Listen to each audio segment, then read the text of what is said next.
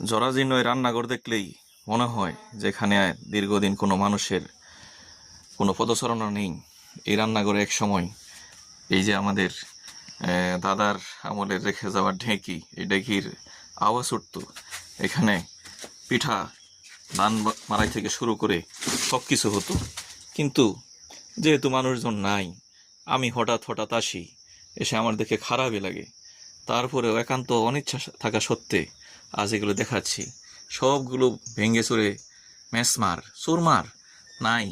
এক সময় আমরা তালপাতা দিয়ে আমাদের ডেগে রান্নাঘর ছাউনি দিতাম। এখন আর মানুষও নাই, তালপাতা তো আছেই, আগের মতোই সব কিছু আছে, কিন্তু নাই শুধু মানুষ। মানুষ না থাকার কারণে এখন এগুলা বিরান ভূমি একেবারেই জনশূন্য অবস্থায় পড়ে আছে। আমাদের বাপ চাচা তো সবাই পরপরে চলে গেছে তাদের সেই সাথে ঐতিহ্য। আমরা এখন বাড়িতে আসার পর একদমই মন টেকে না, শুধু হাহাকার হয় যে আমরা কোথায় এসেছি, কোথায় যাচ্ছি।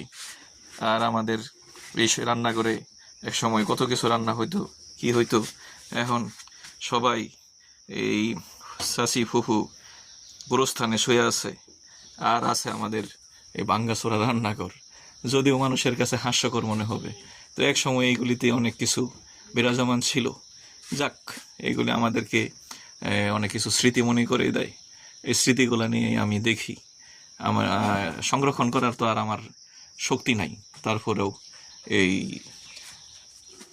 ভিডিওর মাধ্যমে হয়তো কিছুকাল সংরক্ষিত হবে। এই ডেকিটি আমাদের ছিল, এখন এই ডেকি আর ব্যবহার করার কোনো উপায় নেই। এখন পড়ে আছে শুধু। এই ডেকিতে আমরা এক সময় চিড়া পিঠা তৈরি করে খাওয়া হতো।